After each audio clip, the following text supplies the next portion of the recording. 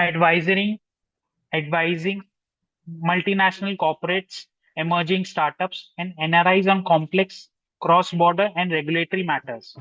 Over the years, CA Parida has successfully guided multinational companies across US, UK, Germany, Austria, Switzerland, UAE, Singapore, Indonesia, and South Africa through complex regulatory frameworks, enabling them to optimize cross-border investments while mitigating compliance risk. In addition to his professional practice, CA Pareda is also a co-opted member of the Committee on International Taxation of ICI for the current financial year. Welcome, sir. Thank you, Vishalji. Sir, Thank you for a wonderful introduction. So this is a memento from ACI for your deliberation. Thank you. Thank you so much. Thank you, sir. So, shall I start then? Sir, yes, you can start, sir. Sir, just one question. How would you like to take the questions? Between your deliberation or after that? Sir, it can be both way. I mean, if some questions comes, then we can take it, or in the end Okay. also. No. Okay. People, you can post your questions in the chat box, and as sir wishes, he'll answer them. Okay. Thank you, sir. Okay. Thank you very much. So I can share my screen from here. So you can start. Okay.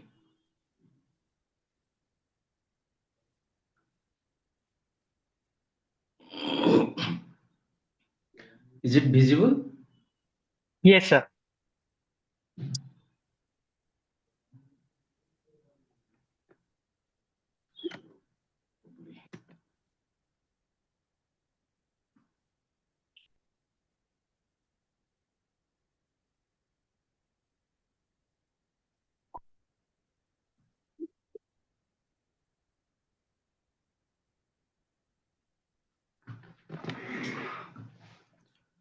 My screen will be.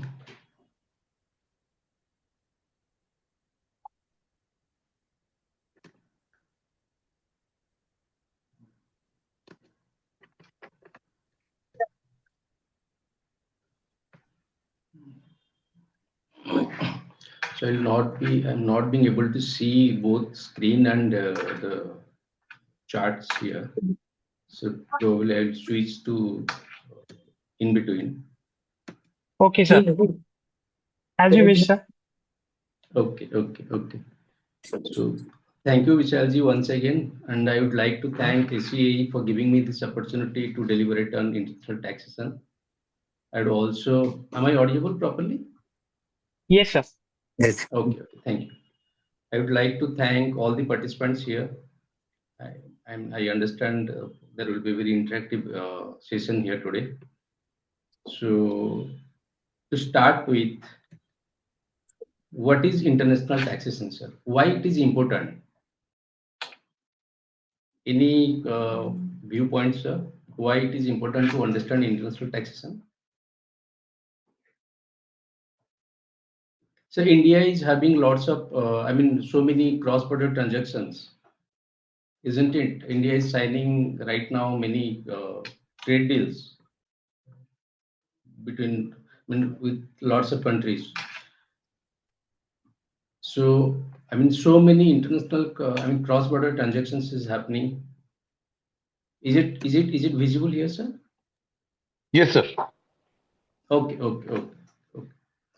So why it is important to understand international taxation from India's perspective? As I said, so many cross-border transactions are happening, trades are happening, trade deals are happening. So India is having lots of exports and imports with various countries, goods and services both. Sale and purchase of immovable property is happening. People from abroad is buying property in India, or NRIs are buying property in India. They are also selling. Similarly, the Indians are buying property in outside India and buying and selling. Transfer of and use of intangible properties like IP properties, intellectual properties, trademarks, brands, these are all happening. Capital investment and financial transactions are happening. Lots of companies are investing in India. like in companies, FDI, Indian companies having ODIs abroad. So capital investment, financing transactions like loans, guarantees, external commercial borrowings, these are things happening. Business restructuring and corporate transactions are happening. I mean, big companies are restructuring themselves, going abroad. Again, foreign companies coming to India, they buying the companies, buying shares of the companies, restructuring the whole things. Even the parent companies are sharing that cost. If any subsidiary are in India, so they are sharing the cost arrangements, cost contribution arrangements. These are things happening. So many transactions are happening across countries. Even the digital transactions, companies like Netflix, Amazon Prime, or the e-commerce companies, even though they don't have any presence in India, they still have business in India. Their customer base is in India. Their subscribers are in India. So many things are happening across uh, globe, you can say. Cross-border employments, employees are going abroad. Foreign employees are coming to India through the secondment of employees contract.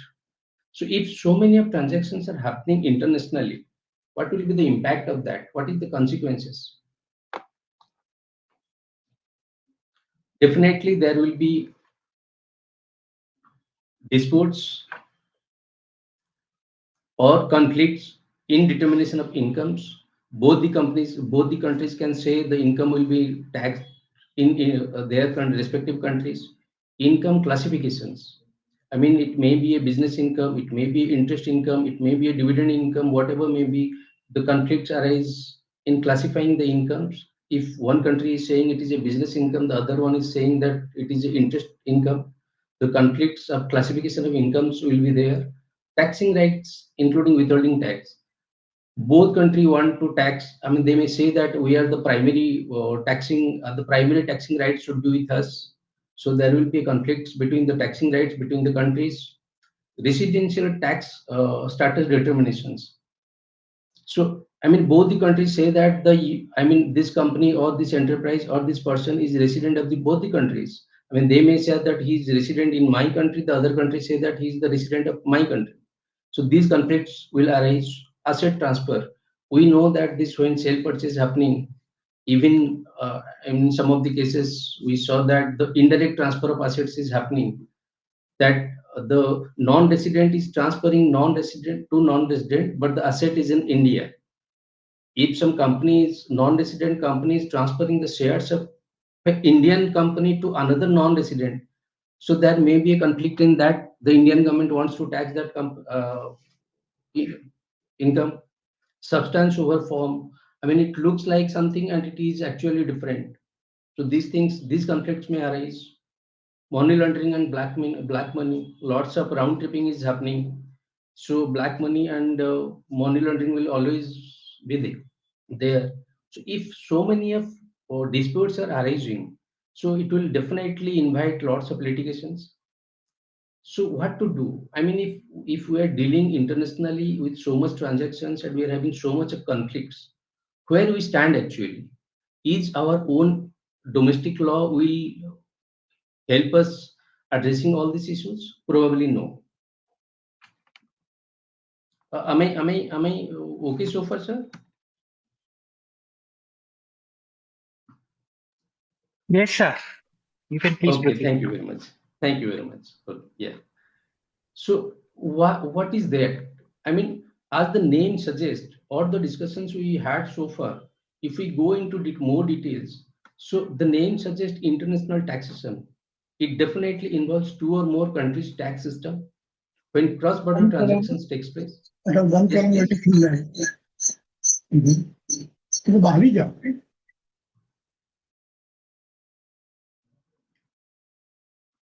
So when we have this so much of cross-border transactions, so much of conflicts, it is understood that definitely there are two or more countries tax system is involved. Conflicts arise due to the gaps in interpretation of domestic tax laws. Every country has their own domestic tax laws. I mean, we cannot go and check each and every country's taxation law. So they have their own, we have our own. So conflict will always arise on interpreting the domestic laws. But globally, generally what happens, the three fundamental principles of tax on income arises. One is resident-based taxation. Some countries tax the global income of their resident. The other one is source-based taxation. Some countries tax the income arised in their territory. That is, even if somebody is non-resident, if the income is earned in that territory of that country, they charge to tax to that income. So they call it source-based taxation. And other one is citizenship-based taxation. The countries tax the global income of their citizens, irrespective of their place of residence. So resident may be in different places, but if he is citizen of that country, they tax the global income of that. So there are three based basically: resident-based taxation, source-based taxation, citizen-based taxation. We more or less understand this much of things. I mean, understanding the income tax law of India, so we understand these are the taxation rules there. But is there any, I mean, is there any mechanism to that? Let us further understand these residence-based and source-based things. Resident-based and source-based taxation rules are mostly commonly adopted. I mean, this resident and source are common in many countries. Some of them go for resident, some of them go for source, but this is common in many countries. Whereas citizen-based is basically in US actually. US they tax citizen-based taxations. But due to this difference in tax rules among countries, double taxation arise. Why this double taxation arise, and how this double taxation arise? It may happen that the same income is taxed in two different countries in the hands of the same taxpayer. We understand these concepts more by way of example in the next slide. But that is called jurisdictional double taxation. If the income is taxed in two different countries of a same person, it is called jurisdictional double tax. But if the same income is taxed in two different countries in two different hands, it is called economic double taxation. Clear? So when same income is taxed different in different countries in hands of same taxpayer, it is jurisdictional double taxation because it is taxed in two different countries. But when taxed in two different countries in two different taxpayers, it is called economic double taxation. We'll understand through example in next slide. But India follows a combination of resident-based and source-based taxation, but not citizenship. It's clear. How many of us really know that the India is I mean, India's principle is based on is residence-based and source-based, because we tax non-resident also if they earn any income here. So that is called source-based. India's residents are globally taxable. I mean, global income of the Indian resident is taxed in India. Apart from that, if any non-resident is earning any income in India, that is also taxed on the source-based taxation. Residents of India are taxed on their global income, as I said right now. But the non-residents, if the income is arising, accruing, or deemed to accrue or arise in India, it will be taxed in India on the basis of the source.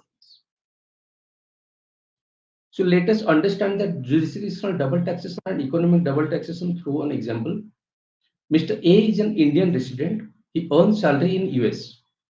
US taxes salary on the basis of source. India taxes global income on the basis of residence.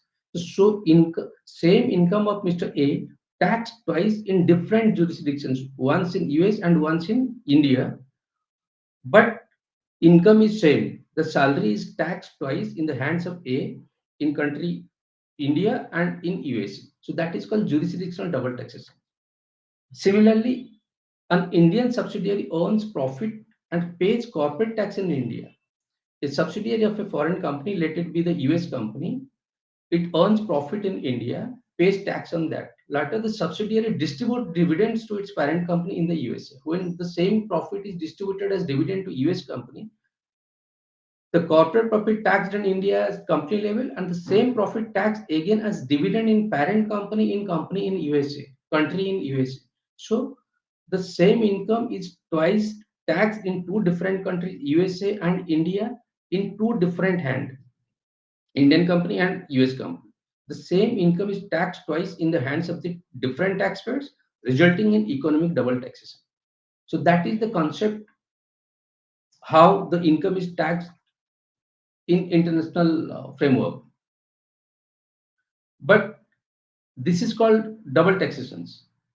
So where, I mean, so how to mitigate this double taxation? If due to this source base and residence base, the income is taxed twice on the basis of the jurisdictional tax, double taxation and economic double taxations, how to avoid? Is there any framework which uh, mitigates or removes these doubts or double taxations? Actually, basically, we are discussing international taxation on two prospects. One is on international taxation on international perspective, and we will discuss international taxation on domestic perspective, on Indian tax law perspective. Right now, we are discussing international taxation on international perspective. So I hope you understand so far that this is happening globally. But to reduce that, is there any mechanism or any framework internationally available, or any organizations which have developed any system where this double taxation can be avoided? In the present global economy, tax rules govern cross-border transactions are influenced by international model tax conventions developed by major international organizations. Sir, any idea, on these organizations for economic cooperation and development? Anybody, I mean, any heard of or any knows these organizations for economic development and cooperations? Yeah, I think OECD is the basic which prepares the framework, sir, right? Yes, sir. Yes, Like sir. pillar Yes, one, sir. pillar Right. two. Yeah, the guidance. Exactly.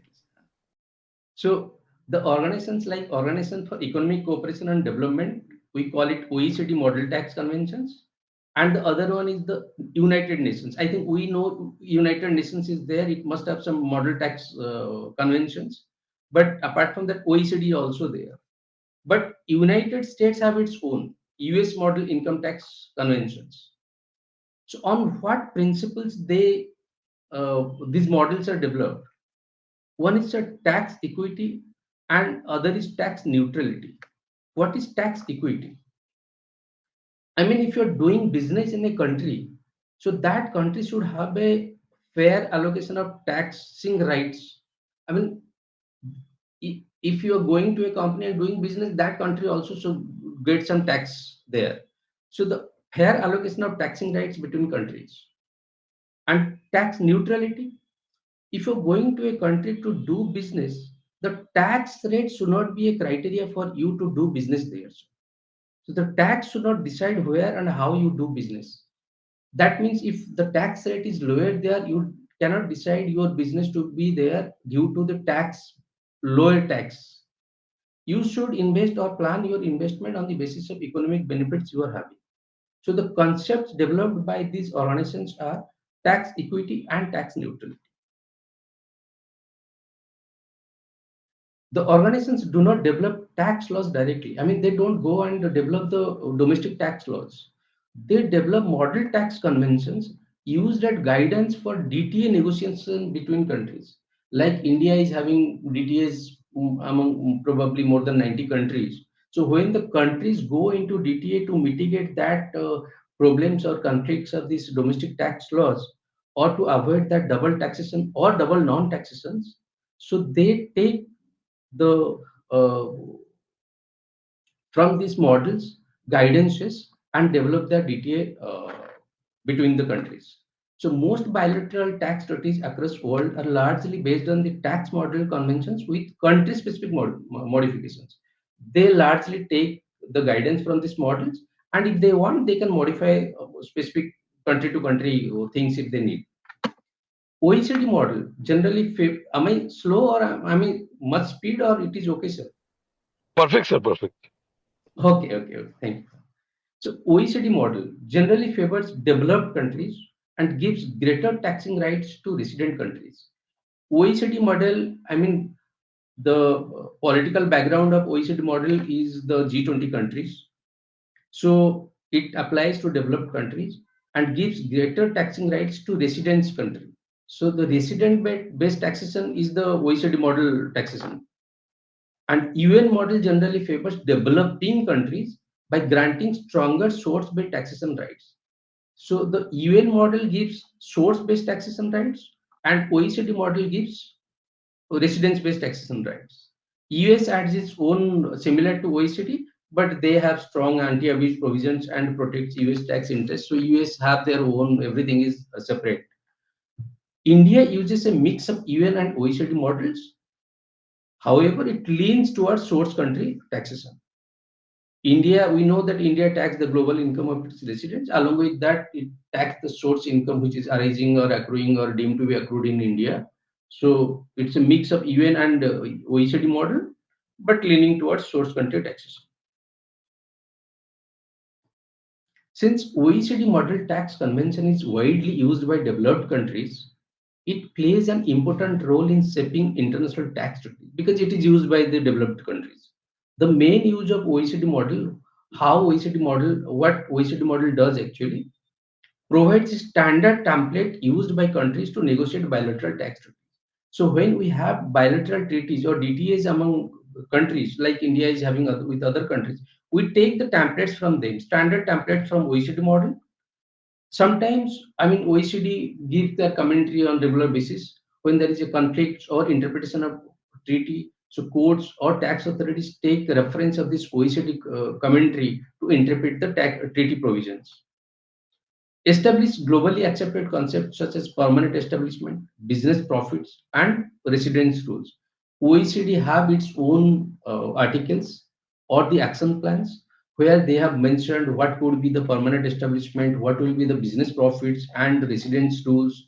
OECD also defines transfer pricing guidelines, which is widely followed. Yes, and OECD leads global tax initiative like BEPS Pillar 1 and Pillar 2 reforms that just now sir told this. The out of the total discussion, if we summarize this today, I mean the whole talk of the town we can say is the BEPS Pillar 1, Pillar 2 reforms right now under OECD. So any idea on BEPS and Pillar 1, Pillar 2 reforms, sir? Any BEPS? As sir said that we will understand what BEPS Pillar 1 and Pillar 2 reforms under OECD, which now the countries are following, and what is that?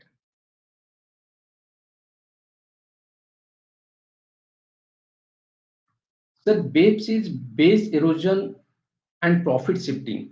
When the multinational companies or big companies are doing business, it should not that they should shift their profit base to a lower tax base or with tax haven countries. So what BEPS action plan says prevents multiple multinational companies from reducing taxable income and artificially shifting profits to a low tax jurisdictions.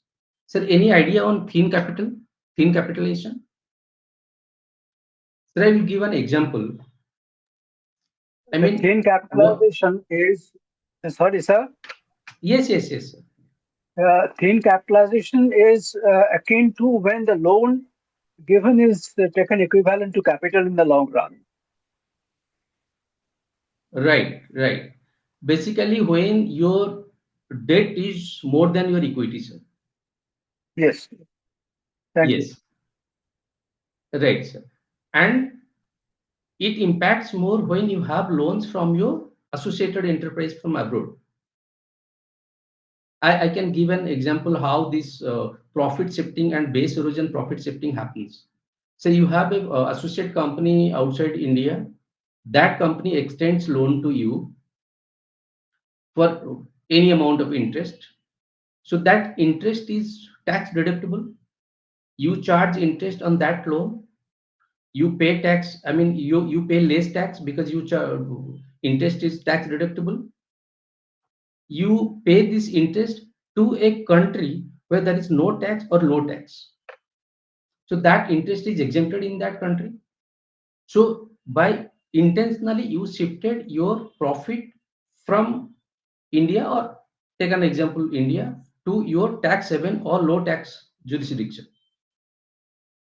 So the big multinational companies plan their tax base or plan their business in such a way that they transfer their, or they erode, I mean, they transfer profits from high tax zone to low tax zones. That is called BEPS, sir, base erosion profit shifting.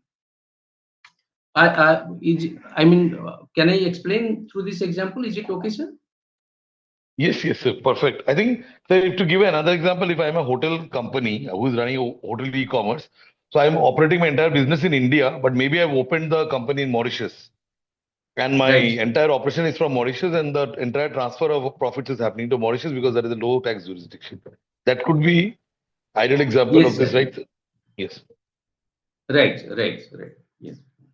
So that is the reason this BEPS action plans under the OECD came to prevent multinational companies from reducing their taxable income and artificially shifting profits to low tax jurisdictions.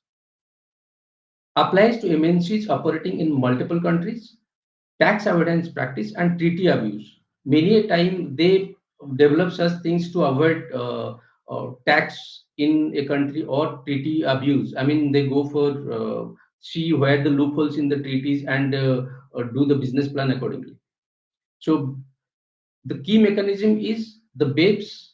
It has anti-abuse rules, transfer pricing reforms, treaty modifications, transparency, whatever the required transparency is there, they have there.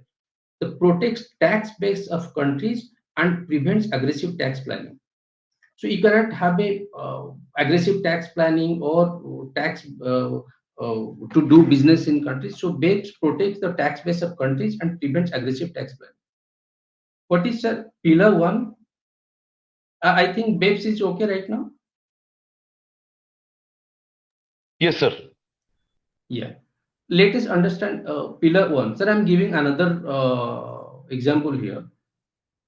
The e-commerce companies or the companies which are operating online, they don't have any physical presence, let it be in India, but they have good customer base in India. Let us take example of Netflix, sir. They have subscribers in India, but they don't have physical office or physical place of business in India. They cannot say, since we don't have permanent establishment in India, we are not subject to tax. There plays the role of pillar one. Pillar one says allocate taxing rights to market countries where users or customers are located. That is called, sir, significant economic presence. If you have significant economic presence in a country, even though you don't have physical presence, you have to give some tax to that country. Allocate taxing rights to market countries where users and customers are located. These are the action plans, or these are the things coming under OECD. OECD is not developed by one country. As I said, it is developed by G20 developed countries, and G20 countries have backing.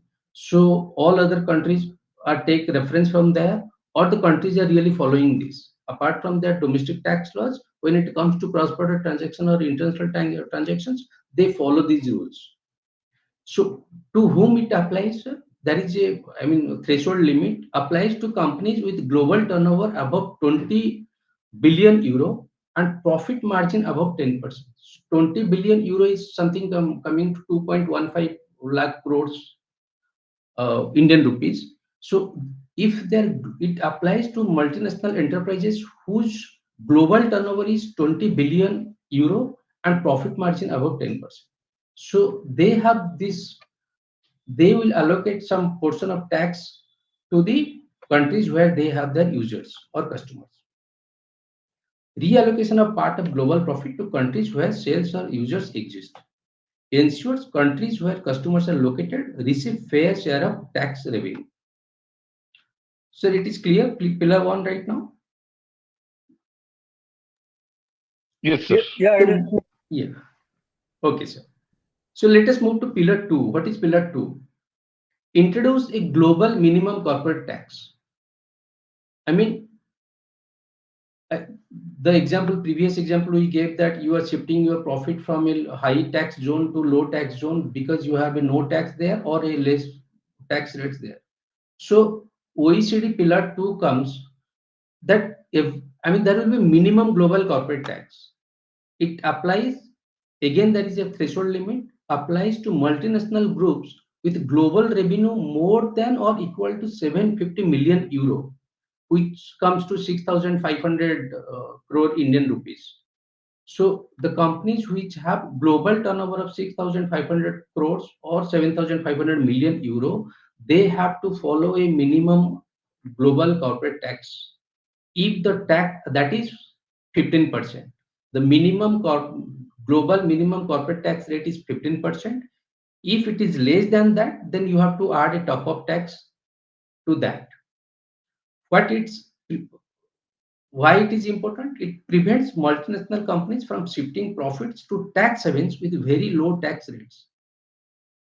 So what we understand right now, you cannot shift your profits if you are doing business in a country where you don't have a physical presence. You have to share some tax with the countries, and a minimum tax rate has to be there, so that, I mean, the tax structure can be developed in a way. I mean, right now, countries like Dubai is 9%. So India is obviously more than 15%. So these things are taken care by this pillar 1, pillar 2, and BEPS action plan of OECD.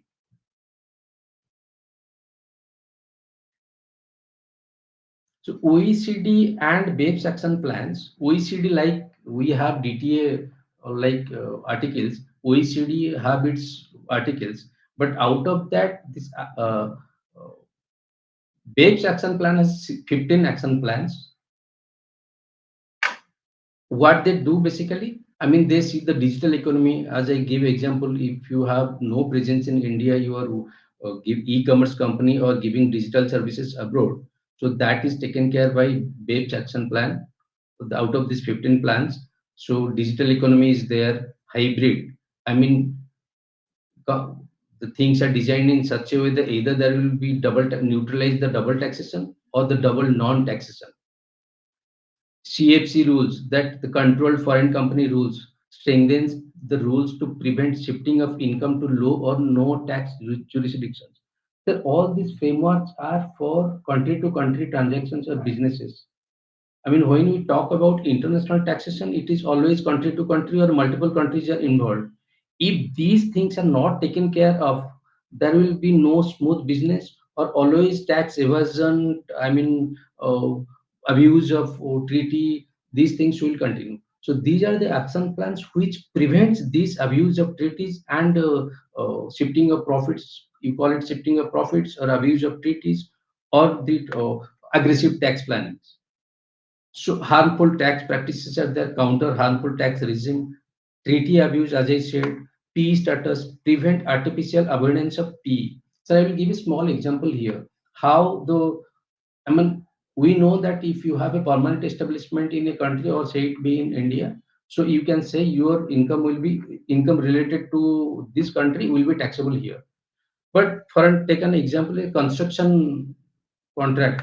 One company is awarded a construction contract, and it is there that if you continue your construction work in India for 6 months or 12 months, there will be a permanent establishment for that.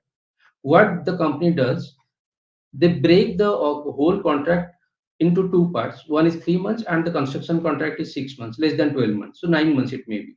Or even they work in 12 months, they break the contracts into two parts. So what they do, they break the whole flow, so that instead of understanding that it worked here, presence is 12 months, it is 3 months for a design and services, and for construction it is 6 months or whatever. They break the contract to two to avoid this P status. So that is called prevent artificial avoidance of P. Again, the transfer pricing provisions are always there. When you are having associate transactions with your associated enterprise, you always have to have on arm's length price. For that, you have to have lots of documentations. You have to maintain, show that the prices are on arm's length prices. You have to show that the price you computed is on the basis of specified methods. So transfer pricing guidelines are there in BEPS action. You have to maintain the BEPS data to collect and analyze the data. Disclosure rules. I mean, these are the 15 action plans which you have to go through this BEPS action plan. Like we'll discuss this later. So these are the action plans under OECD where you have to go through or initiate actions to prevent anti-abuse rules. Similarly, sir, OECD model tax have its articles as we have DTA. DTA is mostly taken from this. So article 1 to 29, we have like persons covered, tax covered, general definition. We all know the DTA clauses here where India is having with other countries. So residence, permanent establishment, income from immovable property. So OECD had these articles with that. If we move further, UN have also similar action plans, but they don't. The UN does not have action plans. Instead, work streams and guidance document. If we see all these models address the same issue: double taxation conventions, transfer pricing, digital economy, treaty negotiations. I mean, more or less, these models gives us guidance for the similar things. How you frame your bilateral treaties, how you avoid this aggressive tax planning, how you avoid abuse of treaties, and all these things. So we take references from these models and draft our own with the countries along with our own domestic laws. So is it clear, sir? So Yeah, it is clear, sir, but only this I would like to submit that OECD recommendations or OECD provisions are always only recommendatory. yes, sir. And Yes, sir. Yes, sir. it is entirely in the discretion of the countries concerned to adopt it and put it in the DTA so Right, sir. long it suits them, and also the typical economic conditions and dependence on the between the mutual Right. countries, between They, the two they take countries. reference from, yes, they take reference from these models and modify according to their individual country to country requirements. Economic and as well as the domestic taxation, so that there is Right, no right, conflict. right, right, right, Uh, Thank you, sir. right. So I had a comparison of OECD model and the UN model and citizenship, but let us slightly understand. I mean, these are will be repetitive, but let us just understand that OECD is developed by the developed countries, UN is developing countries. OECD gives taxing rights to residence country, and UN is giving rights to source countries. So treatment of business profits. Like if you have a OECD says that if you have a PE, then it will be treated as business income.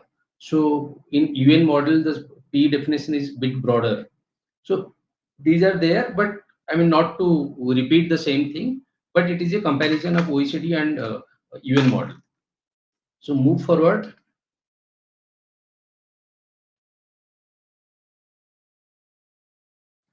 So far, sir, we understand there are international frameworks like OECD model, UN model, citizenship-based model, which give some guidance to countries to follow these templates in drafting their DTS to mitigate that double taxation, double non-taxation, and all this the controversies we discussed. So, what to sum up this, sir? What is the key aspects of international taxation then? It involves more than one jurisdictions. I mean, definitely two or more countries are involved. So it requires coordination between sovereign states. Residence and source principles, again, the same thing. I mean, we discussed it. Resident-based taxation and source-based taxation. And India obviously had a hybrid system. Allocation of taxing rights between countries. The country having primary rights to tax, create overlapping taxing claims, compete claims over. So same problem is there. So I mean, these are the key aspects. Income classification, treatment, tax treatment depends on how income is classified, like business income, royalty, fees for technical services, interest, dividend, capital gain. These are the unique complexities of international taxation. Some, as I said earlier, that some countries may say it is a business income, the other country may say it is a interest income or dividend income. So that complexities will always be there. Double taxation reliefs when the countries are going for DTAs, along with that, they go for these foreign tax credits, mutual agreement procedures, and multilateral instruments. I mean, along with the DTA, the countries provide this foreign tax credits. I mean, beforehand, they go for this advanced pricing agreements. So many things along with the DTA, they go for it. Multilateral instruments. I mean, you cannot go and change your DTA every time if something new comes out. So multilateral, this is a very happening things nowadays. I mean, countries are signing multilateral instruments among them along with this DTA. If DTA is there for some new things, they go for this MLIs, permanent establishment concepts, transfer pricing, and associated enterprise. That is there. We will go through details when we go for the Indian tax point of view. But on international taxation, on international framework, these are the things we discussed so far. Along with this, there is requirement of FEMA and RBI compliances, which is, I say, it is my point, which I say is purely from Indian perspective. Only understanding the international taxation will not help us. We have to understand the FEMA and RBI compliances. Cross-border payments must comply with the FEMA rules. Ensure proper reporting to RBI and to enter correct purpose code as prescribed by RBI. We have seen so much. I know TDS has to be deducted and I will deduct TDS. But do I filing the proper purpose code there in the form 15 CSCB, whichever is we are issuing? We'll come to that. That is there in the presentation today. Apart from that, substance over form, what we said that form is what the paper says and substance what actually happens. If there is a mismatch, tax authorities will go by substance and not just the form. Again, anti-money laundering and black money laws. Cross-border transactions are linked to PMLA and black money. Government targets undisclosed foreign assets and income through automatic exchange of information with other countries.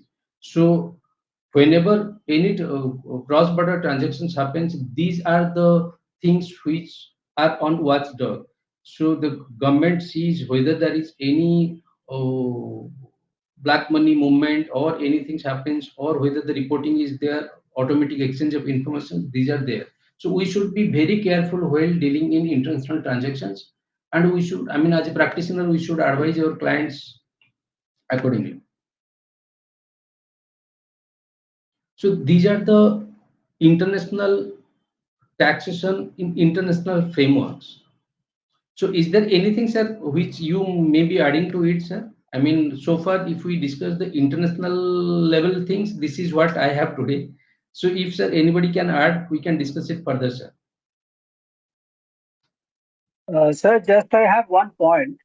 That recently Right. Supreme Court gave a judgment on Tiger Global, Right. and that has created a total, I should use the word chaos and uncertainty about future trade relations India might be having with the other countries.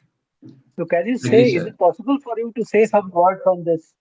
Sir, I have this slide in after some thing. I mean, we will discuss. I have a separate Okay, slide for that, sir. We will come to that, sir. okay, Okay.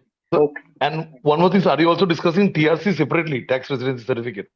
Yes, sir. Yes, sir. Yes, sir. I mean, this is, sir, what we discussed so far is this Okay, taken from the models basically, because okay, these are the models which defines how the countries will have their own domestic laws or domestic references. But when we shift to the domestic things, we will discuss so many things because this will come there in picture. right. So, Thank you. yes, sir. So now we'll be having these domestic things, but I tried to keep it as per the 1961 Act, not with the new tax laws, because the section references will be easier for us to understand. I understand there is no changes in it, substantial changes in it, but I would be happy if we discuss only this because I even not sure what sections are in the new. So let us stick to the old sections, sir. So what I did is here, so the sections which are actually relevant for the international taxations. We all know, sir, section 5, section 6, residential status, 9, which is major section for this international non-resident taxation. Now I will remove the word, replace the word with international taxation to non-residential. Section 90, double taxation. 91, unilateral where there is no DTA. 92, transfer pricing. 195, TDS. 115, tax rates for this royalty, FTS, interest on non-residents, and presumptive taxation of non-residents, that is 44B, 44BB, 44BBA, and all this there. And if we are non-complying with this, the penalty is there. So probably this penalty is for this transfer pricing things. To start with, sir, the residential status. We all know that if somebody stays in India for 182 days or stays 60 days in previous year and 365 days in preceding 4 years, he will be resident. But to be a resident and ordinary resident, he has to fulfill some additional points, that resident in 2 out of 10 previous preceding years and stay 367 30 days in preceding 7 years. So he will be resident and ordinarily resident. So the criteria for residential status classification is resident and ordinarily resident but not ordinarily resident if he is not fulfilling these additional conditions, and if he is not fulfilling any of the basic condition, then he is non-resident. But if somebody is going on an employment visa or on employment or crew of a Indian ship, they this additional condition or that 60 days can be replaced with 182 days. Or any Indian citizen or persons of Indian origin visiting India and his income from India is less than 15 lakhs, he can stay up to 182 days. He will be a non-resident. But if his income is 15 lakhs and above, he stays 120 days. He will be a resident in India, subject to fulfillment of additional condition of these 2 years out of 10 and 730 days preceding 7 years to be a resident and ordinarily resident. Then I have a question here. Like, if somebody stays outside on employment visa, he comes to India right now. He stays 182 days. So can we, I mean, how to compute his? I mean, he says, or even if he stays 60 days here, he says that I was a non-resident, my filing will be like this. But we never go to verify whether he is a resident or ordinarily resident. I doubt whether we all see that or not, but we never go to see whether he was a resident in last 2 years out of the 10 preceding years. Have we ever gone to see the 10 years, sir? Probably no. Or even these 730 days calculations. I had a client who argued with me, then I said, no, you stayed in India 730 days in the preceding 7 years. Oh, that you are considering. Yes, then you are a ordinarily resident in India, so it will be taxable. He says that the income I earned during my stay past 3 months in the outside India will not be taxed in India. So that are the conflicts arise sometimes in interpreting the law. We have to take care of that. So deemed resident, if Indian citizen with income of more than 15 lakhs in India, but he's not liable to tax in any other country, he will be a deemed resident in India. He is subject to tax in India.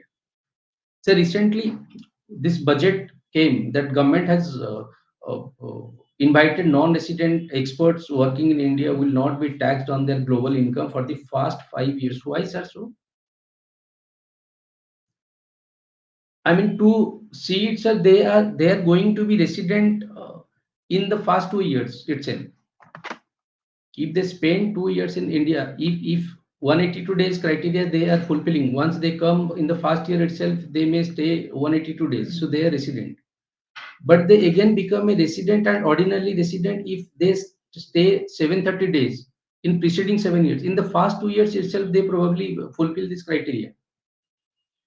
And in the both two criteria, sir, that resident in 2 years and 730 days in 7 years, in the first 2 years probably they fulfill and become a resident and ordinarily resident, and if they become resident and ordinarily resident, their global income will be taxable in India. Sir, am I clear, sir? Is it so?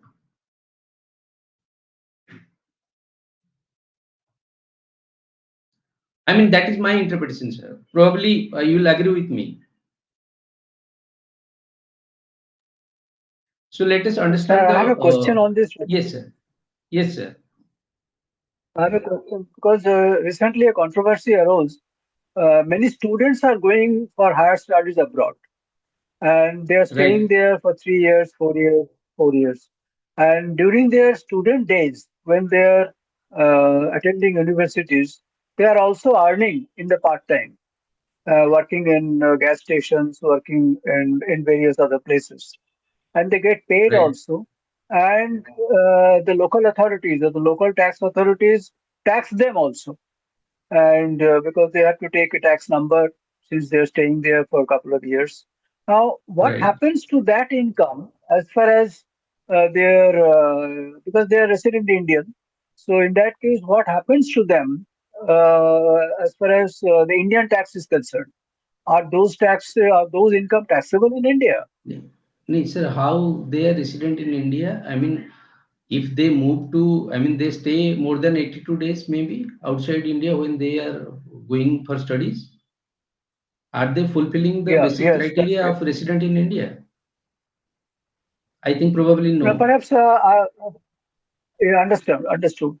But what I should have said that perhaps they are resident but not ordinary resident, or Yes, we whatever have to status check they that. are.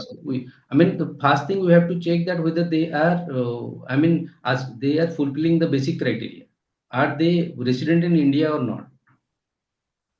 If they are Okay. staying there for more than 182 days, or maybe for 2 3 Mhm. years, so they are not fulfilling the basic criteria of being resident in India. So obviously it will not be, but again we have to see whether he is resident and ordinarily resident or not, isn't it, sir? Okay. Okay. Okay. Right. We Right. need to study and then define. Exactly. Exactly. So let us understand then, apart from individuals who are else the HUA control and management wholly or partly in India, to be ROR, the Karta has to fulfill the additional conditions. If Karta is ROR in India, the HUF will be ROR in India. Similarly, farms, control and management wholly and partly in India, there is no concept of NOR. Company, Indian domestic company always a resident here.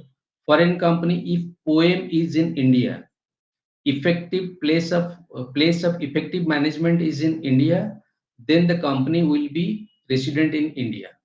So what is the place of effective management? The Actually, it place means where, that yes, sir.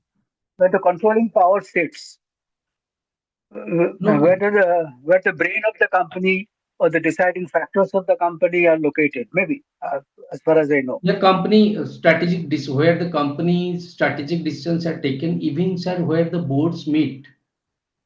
Yeah. Yeah. If board, yes, if the board is meeting in India, so it will be say that the poem is in India also. So AOP, BOI, Yes. same concept, sir. So then if somebody is resident in India, or somebody is resident but not ordinarily resident, or somebody is non-resident in India, how the income will be taxed? So income received in India will always be taxed on all the hands. Income deemed to be received in India, it will be taxed in all hands. Income accruing or arising in India, it will be taxed in all the hands.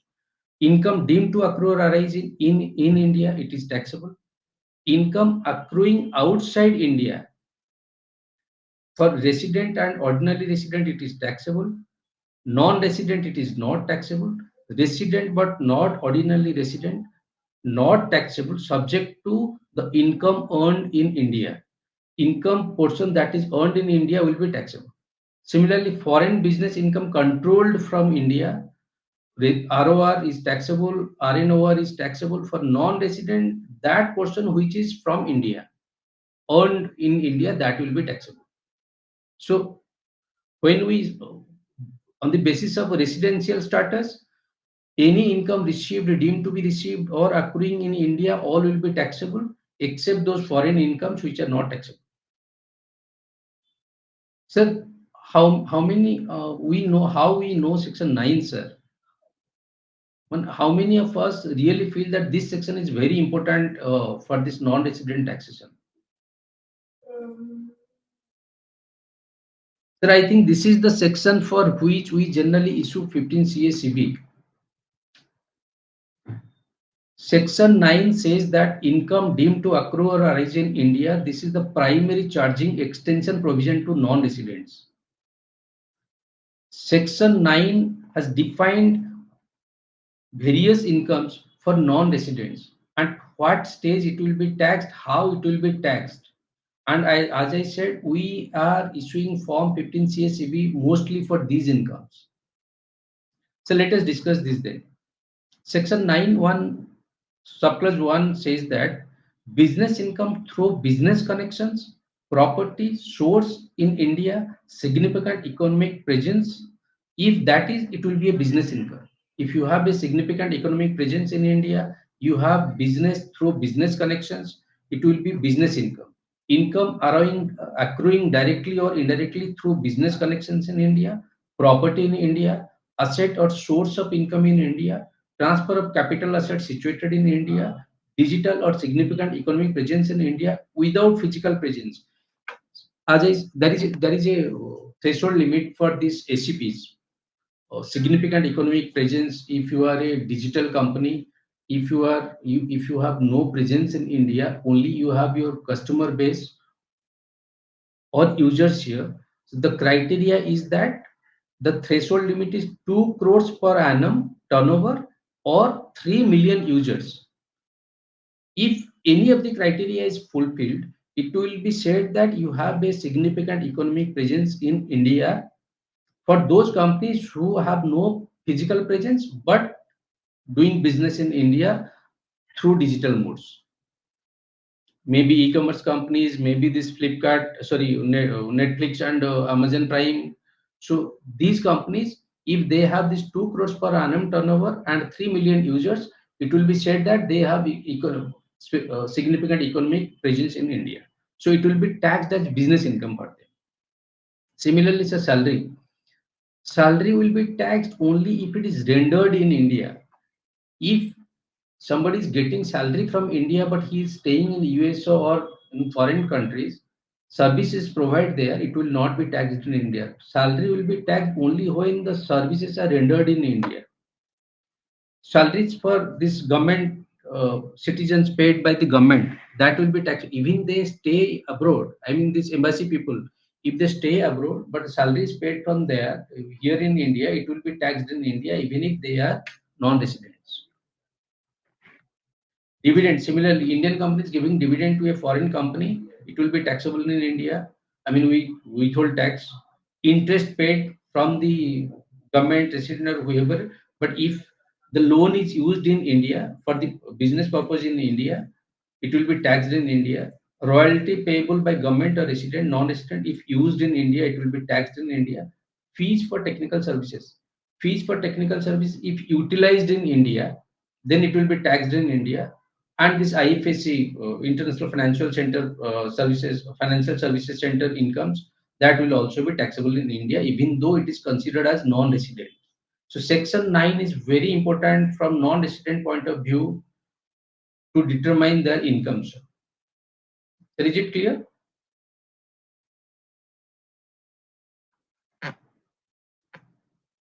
I added a slide here to discuss this budget amendments done to related to non-residents. So I thought I will put it here. In fact, so one is the TDS and property purchase from NRI. I mean, probably you all know that, but let us discuss it since it is new to us. So earlier, what we were having, if some NRI is selling the property in India, the buyer has to have TAN number, she has to deduct tax, deposit, file the TDS returns, then give the certificate. These are things happens. But from resident to resident, the buyer was filing on the basis of the PAN. Now this system has been implemented for non-resident also. The individual and HUA buyers can deposit TDS using PAN-based channels, which will be effective from 1st of October. Similarly, for these students or medical treatment or overseas tour packages, the TDS rates was 5% to 25% and 20%. That is reduced to 2%. The other one is this foreign asset disclosure scheme, FAST DS 2026. I mean, you all know that I don't have to elaborate on this, but it is the new things from this budget, that this foreign incomes and foreign assets which are not being disclosed, or income is disclosed, asset is not disclosed, that has to be disclosed with some 30% or 30 plus 30% is fines. The limits are there, but the only question is that it is for the small taxpayers. It is mentioned, so those who have not disclosed, they will disclose and get relief. But I have seen many foreign nationals who are staying in India for a longer period. They have not disclosed their foreign assets, probably in returns. Some maybe have done it, but I've seen people who have not mentioned their bank statements, even the properties or bank accounts there. So they may be affected. How, I even don't know, but that question is there. Whether this scheme is applicable to them, I am not sure yet. So extended ITR revision timeline is there, updated ITR is there. These are the budget changes for affecting NRIs here. So apart from that, penalty things will come later on, sir.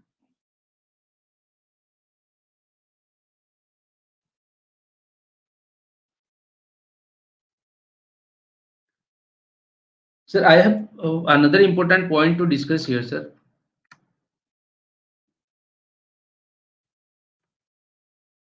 How many of us, sir, issue 15 CA-CB? Sir, as I said that for this section 9 incomes, we generally issue 15 CA-CB, but apart from that, there are so many things. But since 15 CA and CB is part of this cross-border transactions, so I thought I will discuss here to, because I have seen people doing some mistakes, particularly we professionals also doing some errors in filing 15 CA CB or interpreting it wrongly. So let us discuss, sir. For any payment to a non-resident or foreign company, we issue 15 CA CB. 15 CA is a self-declaration by the person making the payment. 15 CB is a certificate by CA to ensure that proper withholding tax has been deducted on payment made to non-resident before money is remitted outside India. So it is the role of the CA to certify that proper withholding tax has been deducted. CA also certifies the nature of remittances, purpose code of the RBI. We have to see that also. Residential status, chargeability, tax rate, that is the TDS, and amount, compliance with IT Act, DTA, and FEMA. We generally see these things while filing 15 CA CV. Banks are not permitted to process foreign remittance without these forms. Bank many a times, almost every time bank asks 15 CB, whether it is required or not, bank asks us 15 CB. And CBDT also monitors cross-border payments on tax leakage and FEMA compliances. We cannot go away by simply issuing a 15 CA CB. We are being monitored at CBDT level and also at RBI or FEMA level. So any mistakes, we may be answerable to that. So let us understand what are the common errors we do while issuing 15 CA CB. That is very important because most of the all of us are doing some, as I said, mistakes are there always in 15 CA CB. So wrong part of 15 CA is selected. It is always there, even if it is the assessee is doing, but sometimes we are helping them to do. So wrong part of 15 CA is selected. Mismatch in between bank purpose code and the nature of remittances, that is always there. Wrong interpretation of DTA. क्या करना है, वो DTA का कोई भी clause देना है तो दे भी देते हैं, कोई रिमार्क्स भी ये सर नो में कुछ भी कर देते हैं. Wrong interpretation of IT Act. We are also wrongly interpreting the IT Act. Even not obtaining TRC and Form 10A P declaration, not verifying residency. Sir, you raised me this question of TRC, sir. Sir, why? Why it is important to have a TRC? Tax residency certificate, as I mentioned, not obtaining TRC, Form 10A P declaration, and not verifying residency. That said two things. Why we need TRC and tax residency certificate and Form 10A? Because it is clearly mentioned that if you are taking benefit of DTA or DTA tax rates, you have to have TRC and Form 10A. Without TRC and Form 10, you cannot take benefit of the DTA, particularly the TRC. That is why in the Form 15CB, you have to take whether TRC is received or not. To take the benefit of DTA, you need TRC and Form 10A. And also a PE declaration, sir. PE declaration is very important because you don't know at what form the company is having a PE in India. I always take PE declaration because even as I said, sir, you have a construction site here which creates a P for you, even I don't know. Even we are not going to verify the residential status. So this point is very important whenever you are issuing 15 CACB or particularly 15 CB, always obtain TRC. Even the TRC have its own problem in many foreign TRCs, it is mentioned on a particular date he is the resident. And you get this certificate on April and you are using that throughout the year. So this problem always there when you have any doubt that no, the dates are not properly. Sometimes it is mentioned to the financial year or this period to this period. Sometimes as on date is TRC. So what if after 3 months is that TRC will valid? You may ask for another TRC. So these are the things we have to keep in mind while issuing 15CB. Rule 33BB exemption wrongly claimed. We all know that even secondary income, primary income, we confused and whatever we file it and give it. Since bank has asked us and client has told us to give it. Treating all foreign remittance as non-taxable without understanding the terms of the contract. I doubt whether we see the terms of contract properly or read it or understand it properly. I mean client को आज ही चाहिए bank ने बोला है तो हमको आज ही देना है नहीं तो फिर वो शाम तक दे देना है so we hardly see the contract properly. Wrong classification in income is there, grossing up wrong rate applied, that is always there. So to understand that the 15CA has 4 parts, I just extended this discussion further so that refresher kind of thing, because we all know this, but let us discuss it 2 3 slides for this 15CA. Remittance not exceeding 5 lakhs in a financial year. Part A, 15CB is not required. Whether it is taxable or non-taxable, if it is 5 lakhs, 15CB is not required. Part A. But if you are having a lower deduction or nil deduction certificate from income tax, then Part B is the only thing which you need to file. And why these certificates? I mean, for this you don't have to have 15CB. If you have this lower or nil deduction certificates, then you can file Part B and submit. You don't have to issue a 15CB. But if you are not having this certificate, lower deduction certificate with you, then you have to file 15 Part C or 15CA, and obviously the amount is exceeding 5 lakhs. So payment is taxable, no lower and nil certificate, Form 15CB is mandatory. But for Part D, 15CB is not required, but bank always asks for it, and we are confused whether to give it or not. But at the end, we end up by giving the 15CB. So this 37BB has this, what are the things for which 15CB is not required? I mean, import of goods, equity investments, capital investments for which 15CB is not required. Travel and personal expenses 15CB is not required. Banking services 15CB is not required. Government or statutory payments 15CB is not required. Employment, other things, these are their insurance and pensions 15CB is not required. But in any case, bank is asking, we are giving. So Rule 37BB only relaxes reporting 15C and CB. Chargeability to tax must always be examined. Even if payment is in this list, TDS obligations must still be examined. Banks may insist on correct purpose code, section and form 15CB. So even if 15CB we are not issuing, it is always see whether the income is taxable or not.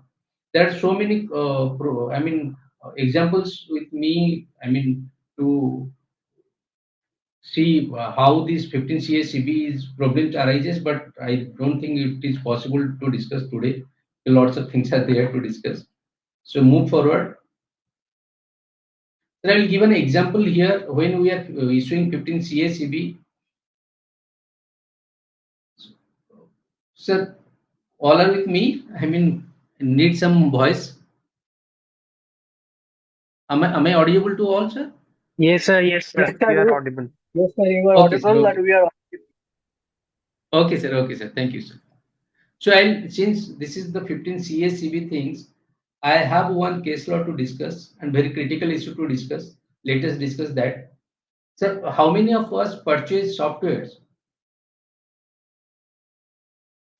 I mean, earlier there was a dispute to purchase of softwares.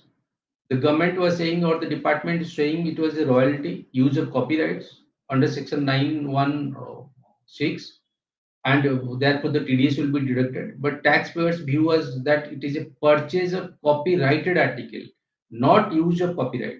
If you are purchasing a software, it is a copyrighted software, not a copyright. Therefore, it is business income, not royalty. If the non-resident has no PE in India, the income is not taxable in India.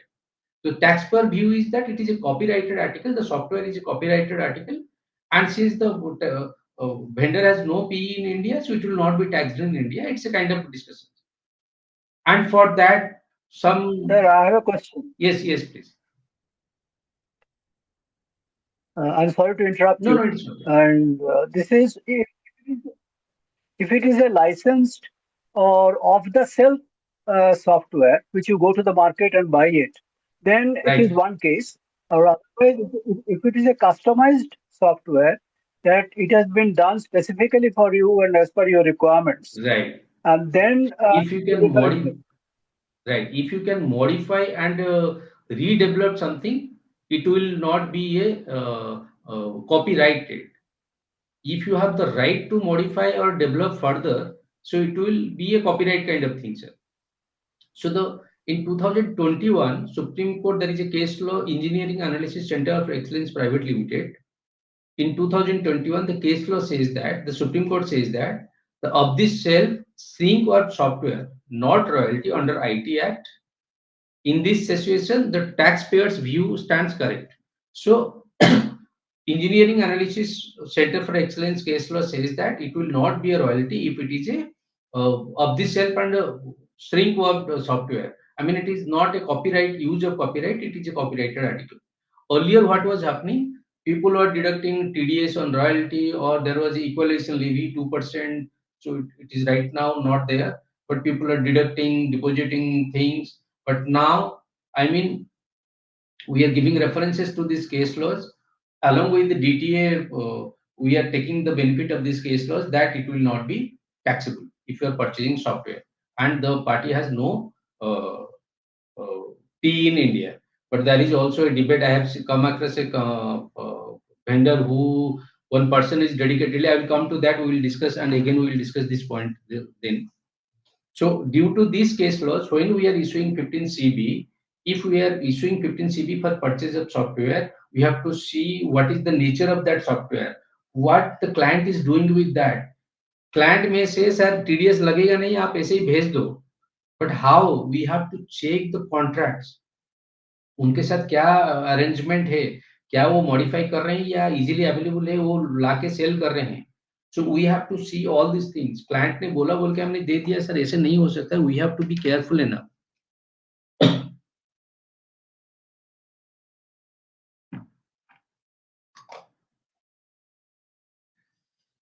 So we discussed the 15 CSCB. Let us discuss double taxation avoidance agreements, DTA section 90.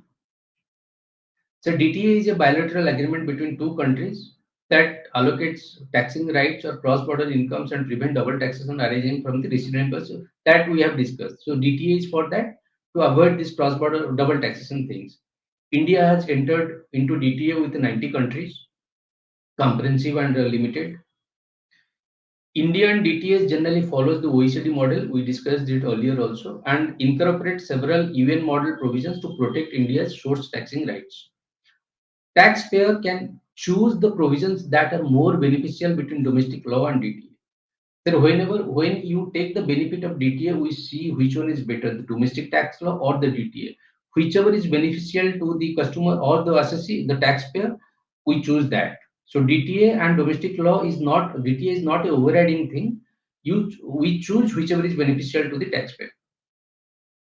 DTA clearly defines which country has the primary taxing right, to tax different categories of income such as business profit royalty that we discussed. It provides mechanism like the tax credit methods or exemption method to eliminate double taxation. So we have the Indian DTAs with the countries have these points of elimination of double taxation things. India generally follows this credit tax method. If any tax is paid outside India by any taxpayer, we give that credit in Indian tax.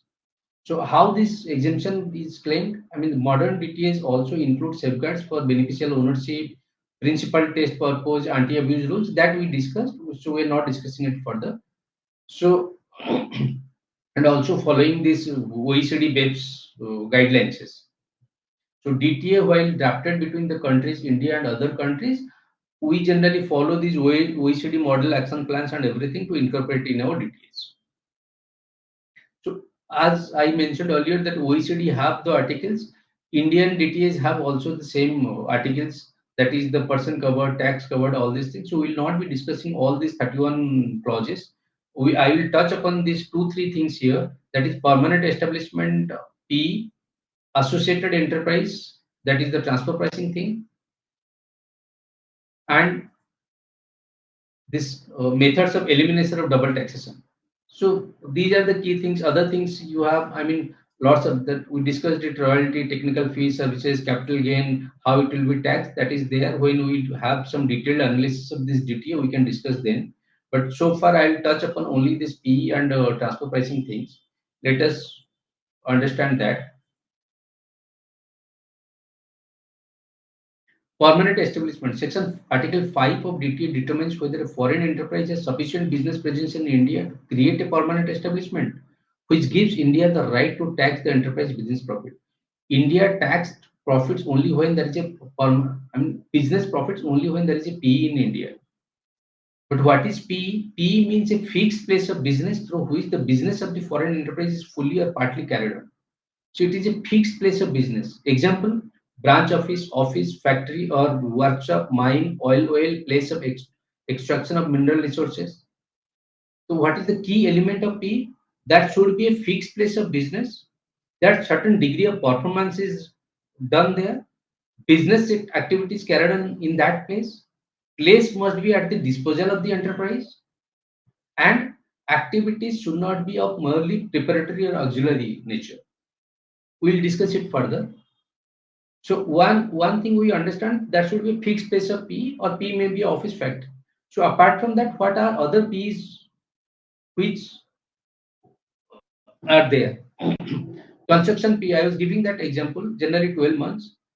Due to this fragmentations, people break this P construction things into two, three things so that they say that we don't have a P in India.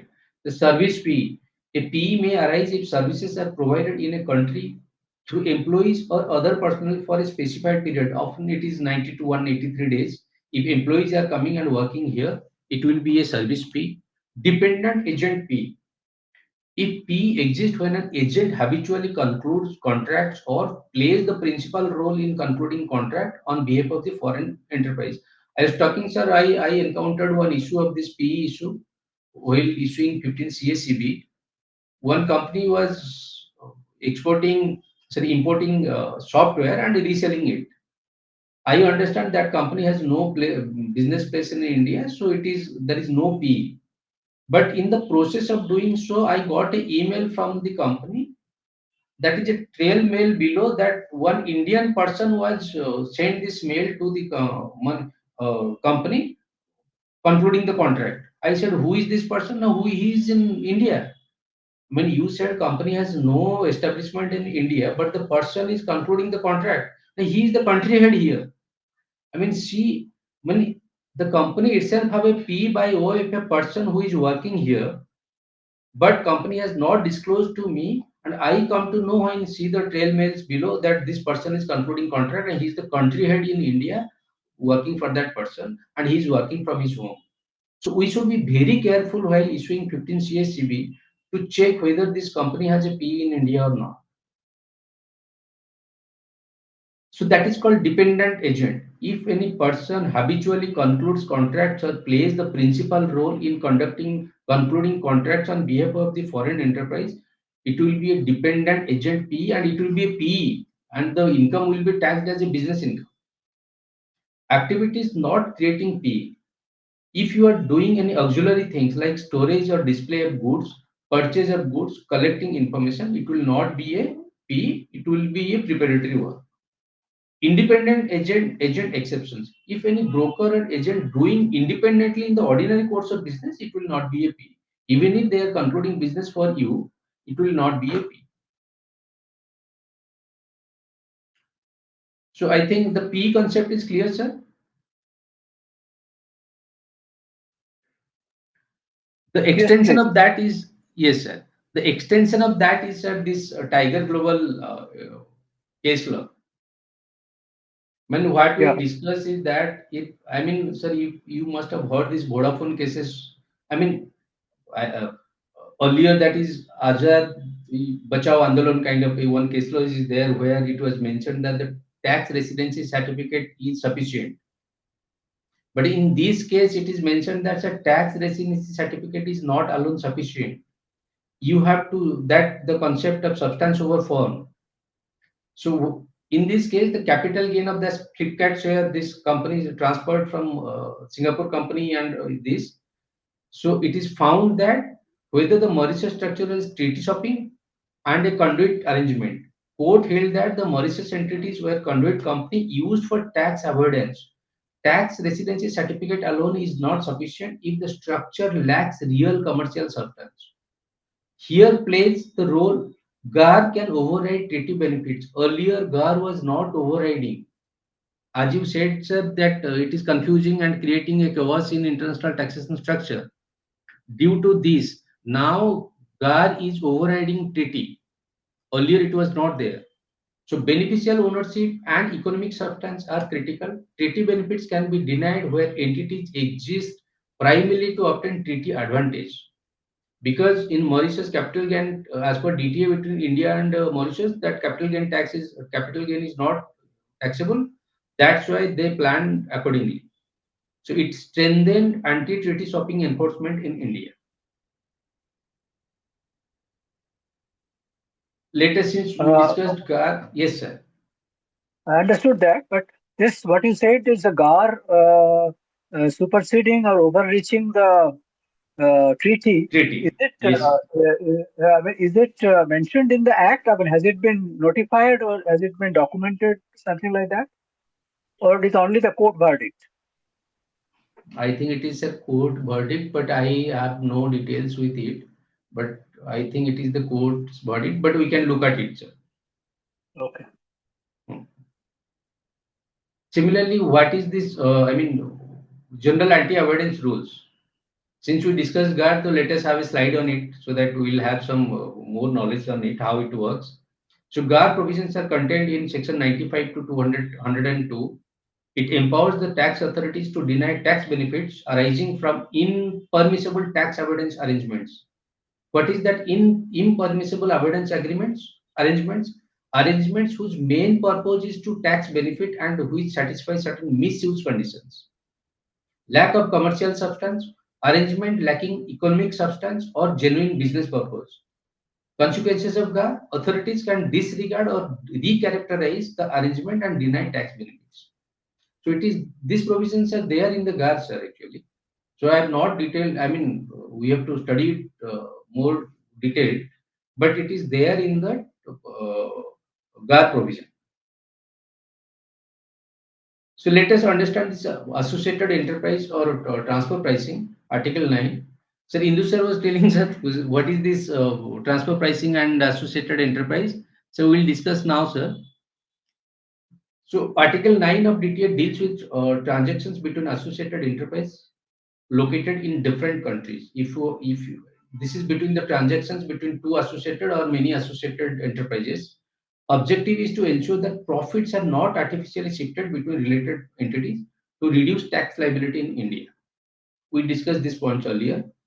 Transfer pricing provisions are mentioned in section 92 to 98 2F. So I mixed this article 9 and the income tax provisions relating to transfer pricing so that it will be easier in one place to understand.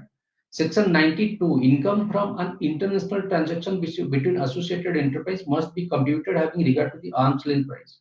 Whenever you are having a international transactions with your associated enterprise, you have to prove that the price is at arm's length price. Who is associated enterprise? The two enterprises are associated if one participates directly or indirectly in the management, control, or capital of the other. For example, shareholding more than equal to 26% voting power, loan constituting more than or equal to 51% of the total asset, control over the board of directors, maybe 50% and more, dependence on intellectual property. If that company is giving intellectual property and you are dependent on that, it will be considered as management, control, and capital of the associate over you. Similarly, apart from international transactions, you have Section 92BA space that specific domestic transactions cover transfer pricing provisions when the aggregate value of such transactions exceeds 20 crores in a financial. When it comes to the SDT, I mean specified domestic transactions, the limit is 20 crores. But for international transactions, there is no limit here.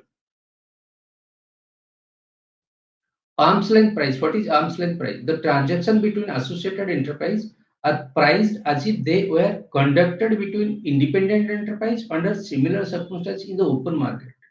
When we say arm's length price, it has to be the price between the independent enterprises, not between, I mean, there are lots of things. I mean, transfer pricing itself is such a vast chapter, a subject. I mean, it is not that one or two slides, it can be explained properly. But the price has to be on the basis of the independent enterprises, similar circumstances in the open market. आप कहीं बाहर जैसे बाहर किसी और को cell कर रहे हो for an example, so the you have to say that my arm's length price is on the basis of this external transaction, or it may be external or internal. 92C provides methods for determining arm's length price, such as there are 6 methods followed in India. One is CUP, comparable uncontrolled price, RPM, resale price method, CPM, cost plus method, PSM, profit split method, TNM, transactional net margin method, or any other suitable method. You following these, you have to see which method fits into what transaction to find out a most appropriate method, MAM, that is called your arm's length price. So calculating these methods, analyzing on what basis you will follow these methods. Like for an example, you are giving loan to, I mean, interest payments. So it will be a comparable uncontrolled price because you have banking interest rates with you. So this will be CUP. If you are a distributor reselling the products, it will be resale price method.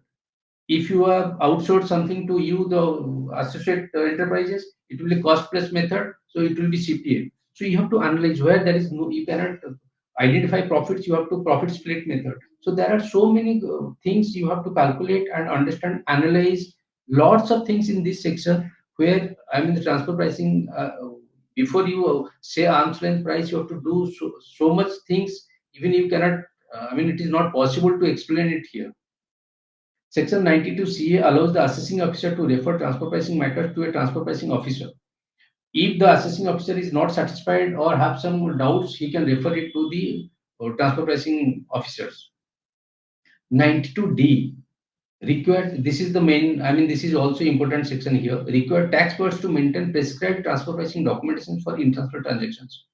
There is a threshold limit to it. International transactions exceeding 1 crore in aggregate during the financial year, you need to maintain specified prescribed transfer pricing documents.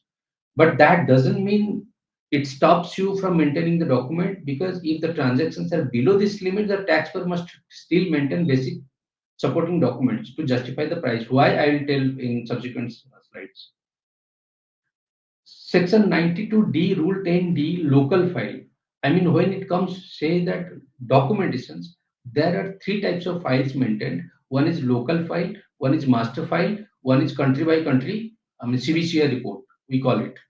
So the purpose of local file is provide detailed information about the tax for specific international transactions. The transactions you are having, you have to give details of that, description of business, details of associated enterprise, nature and value of the international transactions, what functional analysis you have done. FAR analysis, very important chapter.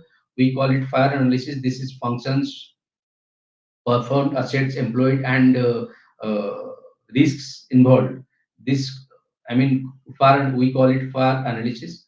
So transfer pricing methods applied, comparable analysis, क्या comparable आपने लिया है, economic analysis. So when the international transaction exceeds 1 crore, you have to maintain these taxpayer specific international transactions in as local file. Even if it is not, you have to maintain it. The other one is master file. It provides global information about the multinational group. I mean, if you are a part of a global multinational group, you have to maintain a master file. What it will contain?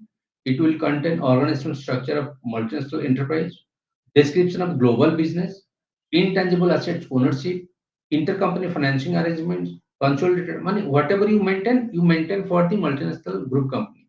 Again, there is a threshold limit. Consolidated group revenue is more than 500 crores, and international transactions exceed 50 crores or 10 crores for intangible. If it is intangibles, then 10 crores. Otherwise, the transaction could be 50 crores. If the consolidated group revenue should be 500 crores, then you have to maintain master file. The other one is country by country reporting. The purpose is provides country-wise financial and tax information of the entire multinational group by the ultimate parent entity. These reports has to be reported to the Indian government. You have to choose who will be your ultimate parent company, who will report the whole entire multinational group's country by country reporting, in which country you are doing what. So what you will report: revenue, profit before tax, income tax paid, number of employees, tangible assets, list of entities. Again, the threshold limit is this 750 million euro, which is 6,400 crores approx. So you have to maintain your local file, you have to maintain your master file, you have to maintain your CBCR report, and it has to be filed also when required. The local files when required, it has to be submitted to the transfer pricing officer. So these are the critical issues of the transfer pricing which we need to understand and follow. I mean, I'll come to again why it is important. So we submit various forms for transfer pricing. Form 3CEB, we generally file it as chartered accountants report certifying details of international transactions, specified domestic transactions, and compliances with arm's length price. Along with that, this is the CA certificate. Along with that, there are so many certificates or the forms we submit to the income tax department, including the CBCR reports. There are timelines and all these things we need to understand and follow. So I'm not discussing much, but I will discuss one thing here. What as a professionals, what as CAs we should check while filing Form 15 CEB, because this is our job. Identification of associated enterprise, verify shareholding, control, management, loan deficiency, indirect relationship. I doubt, sir, we only understand this 15 CEB only when on the 30th of November probably. But maybe, but we have to be careful while issuing, submitting, giving this form 15 CEB. We have to identify the associated enterprises, identify the international transaction, ensure all transactions with A are reported: goods, services, loans, royalties, guarantees, and reimbursements. We have to see whether these transactions are there in the company or not. Specify domestic transactions, verify transactions with eligible, that is there, the limit is higher, so it will come to automatically. Arm's length price, confirm the most appropriate method, MAM, whether it is CUP, it is a RPM, CPM, SPM, TNMM, other method. We have to confirm the method. Then how you will confirm, sir, if I don't verify the documents, if I don't do the FAR analysis, if I don't do the comparables, how I mean, only filing for this form, if we do, it will not be appropriate for us. Transfer pricing documents, we have to check whether the company has maintained such documents or not. Company ने बोला ये price हमने charge किया, उसी को हमने arms length price मान लिया, लेकिन उसको बैकग्राउंड में हमने देखा नहीं कि कंपनी ने इस प्राइस को कैसे सब्सटेंशिएट कर रहा है, क्या क्या सिमिलर उसने कोई इंडिपेंडेंट एंटरप्राइज को इस प्राइस में सेल किया है, या कंपनी का ट्रांजैक्शन का नेचर ऐसा है कि I am not finding any reference for this. So we have to be very careful for that. Transfer pricing document, we discussed consistency with the financial statements. ये भी देखना है कि बुक्स के साथ मैच कर रहा है कि नहीं. obviously we must be doing it, and verification of agreement. Finally, we have to see the agreements. क्या हुआ है सर, बड़े बड़े कंपनी में हमने देखा है वो अडेंडम्स होता रहा है, अडेंडम्स हमारे पास आता ही नहीं है, इतना सारा बाद में अडेंडम्स बना लिए कि हम उसको मालूम ही नहीं क्या हो रहा है, but we are giving this certificates. So you have to be very careful while issuing this Form 3CEB. Another new, though it is not new concept, but some addition made to it. The safe harbor rules. This is part of this transfer pricing things. I mean, this for certain category of services, if you disclose your certain percent operating profit margin, it will be assumed that you are doing your price is at arm's length price. There will be no further price adjustment to TPO. The safe harbor rule prescribes minimum profit margin for certain international transactions between associated enterprise. If the taxpayer meets these margins, the transfer pricing is automatically accepted as arm's length price and eliminating transfer pricing adjustment by the TPO. So as I said that if you declare this certain percentage of operating profits, so there will be no adjustment to your arm's length price, and it is assumed that yours is a arm's length price. So new addition is there. This data center services probably in this budget. The 15% markup cost is there. So even the turnover has increased from 300 to 2000 crores here. So that is there. So let us understand the penalty part also. This is particularly for this transfer pricing things. Failure to maintain prescribed transfer pricing documentation or failure to report international transaction or specific domestic transactions, the penalty will be 2% of the value of each international transactions. So if you are failure to maintain prescribed documents, transfer pricing documents, you have to pay, the penalty will be 2% of the international transactions. Failure to furnish information relating to master file, it is 5 lakhs. Failure to delay in furnishing the form 15 CEB, I mean, it was earlier 1 lakh, now it is graded. I think within 30 days, 50,000, and beyond 30 days, 1 lakh. For not furnishing 15 CEB, failure to furnish transfer pricing documents when required by AO or TPO. Again, this is 2% of the international transaction price. Failure to furnish country by country reporting 5,000, then there is a graded uh, thing. 15,000, 50,000, 5 lakhs, these are there. Next article is 23, method for eliminating double taxation. As we know that India is following this credit method, foreign tax credit method. How we calculate this? If somebody is paid tax in outside, what we generally consider is how much we can give credit, that the minimum of foreign tax paid or the domestic tax payable on that income. What we do, we include that income and calculate the tax as per the domestic tax law. Whichever is lower, we allow that much of credit in Indian tax. And for that, we file this form 67 before for claiming this ITC, and it has to be filed before the filing of the income tax return. So, is it okay, sir? Am I audible right now? Yes, sir. Okay, okay. Thank you very much.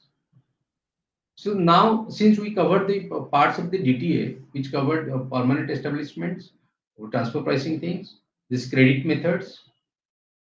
Now let us understand this TDS part, section 195 on payment to non-residents.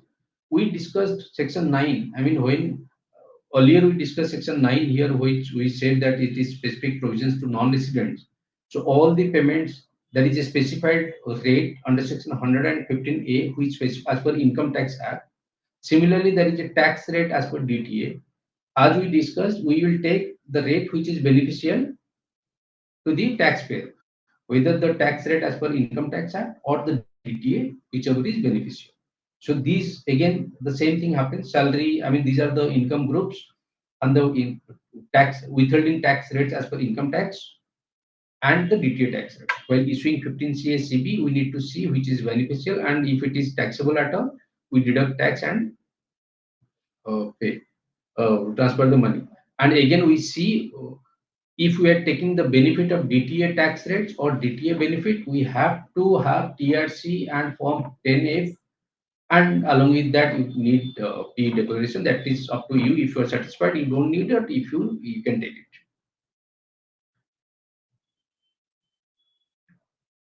So this is when we issue 15 CACB kind of, and it is not section 9 when there is no P in India.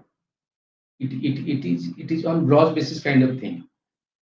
So, but when the income is added in certain sectors where income is treated as business income, there is a presumptive taxation for non-resident, like non-resident engaged in shipping business, non-resident providing services or facilities for oil exploration, mineral oils, non-resident engaged in aircraft operations. Certain presumptive taxation basis, because the profit calculation is bit difficult, so there is a percentage given on gross basis under these sections, that is 44B, 44BB, 44BBA. These sections are presumptive taxations for non-residents under for these sectors. If they declare 7.5% of gross receipts or 10% of the gross receipt or 5% of receipts, it will be assumed that that is the income for them and tax will be accordingly. So as far as non-resident or the international taxation is concerned, sir, I think this is what I have today. If we have any question and answers or any point to discuss or anything I left, we can discuss it here, sir. This is from my end today, sir. Hello, sir. Yes, yes, ma'am. Sir, I have a question. Right, This foreign assets of small taxpayers disclosure scheme that was introduced in the budget 2026. right. Can you tell something about that? I think this. I mean, I'll not. Yeah, it is for those who have not disclosed their asset in the return. So, sir, Or do you yes, please. so do you think it is better to go for this scheme or to file an updated return? No, if you file an updated, is there any escape route to that? I mean, if you don't pay the penalties or fines, and I mean, you are saying that you will not go for this scheme and directly update your return. That Yeah. I have to check. I'm not sure right now, because these are also the new concepts. I mean, I have not gone through it properly, but again, we Ma'am, have to review this because the sorry practical to interrupt, approach sir. may be different. Yes, yes, Sir, but if we go for an updated return, we have to pay additional tax. So additional income. Until and unless we right, show an additional income, we will not be able to file an updated return. But right. what we have just missed, we have not disclosed the foreign assets. So in that No, case, I don't think we can file an updated return. this scheme is for both actually foreign income, also undisclosed foreign income, as well as undisclosed foreign Uh, I assets. mean, you disclose your asset, or you have disclosed your income but not the assets. Yeah. You disclose your assets also. I mean, there are two schemes to it probably. We probably we will discuss it someday. I mean, it will be easier for to understand. So I think that is two. Either you disclose your income which you have not disclosed. For that you can file your ITRU. What my understanding is, and if you have not disclosed your assets, Hey, beta. you have to go for this scheme probably. I'm not sure. Anything else, sir? No, sir. Only would like to say thanks for the wonderful deliberation, and you have covered 360 degrees, sir. Thank Everything you, that could sir. be covered. I tried my best, sir. I really tried my best, because this international taxation matter, people get confused what is there actually. I mean, we all understand income tax. I mean, we know the sections and all these things, but it is really applicable to international taxation or non-residents. That is one part, because I have seen lots of, I mean, loopholes in issuing 15 CACB also without understanding the implications. That is from domestic tax point of view. And the other part which we discussed earlier is that is completely new to many of us also. I mean, though we heard slightly, but the implications or the bigger frameworks, we are not aware of it, how these things happens. So I tried to Exactly. mix both of Yes. both the things. Yeah, yeah. So Actually, you're I right. am Because basically, about Because about BEPS, Ye- Pillar 1, Pillar 2, or MFN, these things are not much right. discussed in this part. Yes.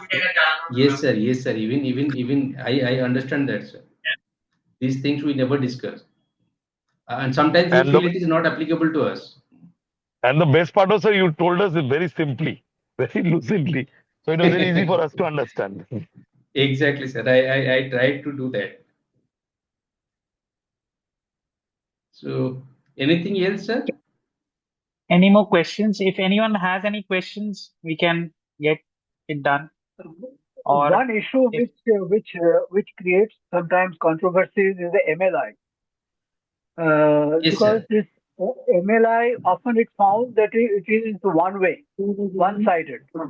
I mean, one country introduces some provisions, and well, the other country's consent has not yet been taken, or other countries have fully not ascribed or agreed to it. Then, in that case, what exactly happens to the MLI, or what is its strength? But is it, sir? I don't think so. When it is MLI is signed, both the countries, it's a extension of DTA, sir. Then how it is not I that? understand. I understand. I But understand. apart But from, anyway, sir, maybe. right. But the few things we didn't discuss is that this advance pricing agreements, this mutual agreement Yes. processes, these are apart from this DTA. Yes. These are the things are there, sir, where you can take advance.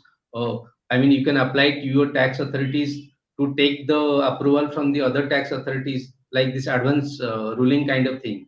So there are other mechanism where you can approach and you can go about these transactions. So that is there. Yeah, but MAP is a very long drawn procedure and expensive also. Yes, yes, sir, yes. Right, right. And there are a lot of litigations on this time price. Exactly, sir. Uh, Lot of Even litigation. assessment, lots of litigation in assessment process also. Correct, I sir. mean, Correct. it is And that not that easy. I mean, when we talk about international taxation, saying is okay, sir. Giving this yes, presentation is okay, but when it is yes. actually when practically used, it has long impacts. I mean, never-ending things. Very true. Very true. Right. Thank you so I much, mean, sir. thank you, Hindu sir. sir, I would love. Hindu sir, Thank you. will, Yes, Thank sir. you. will Thank you, you so much. Uh, Thank- Parida sir, okay, we really enjoyed your deliberation, and you explained it so well that I think all the participants must have been enjoyed and must have made notes on this, on your deliberation. Thank you so much. Right. Thank you, sir. Thank you very much. Thank you. Yeah, So can we I end have here, your sir, sir. will number, you, please? Yes, sir. Can I have your telephone number, please? Yes, sir. This is there in the presentation. This one, I sir. can't see it. Yeah, yeah. Nine Okay. eight three 983 0011 460. Okay, okay. Thank you. sir, Right. will you share the presentation with us? Yes, yes, yes, yes, yes. So you can mail it to the ACI mail ID and we'll get it from Okay. there. Okay. Okay. Thank you, Okay. sir. Okay. Thank you very much for Okay. the Thank presentation. It was Thank you. very nicely done, and you showed it. You covered the entire topic in such a small time. Thank Right. you, sir. Right. Thank you. Thank you. Thank you, everybody. Thank you very much. Thank you.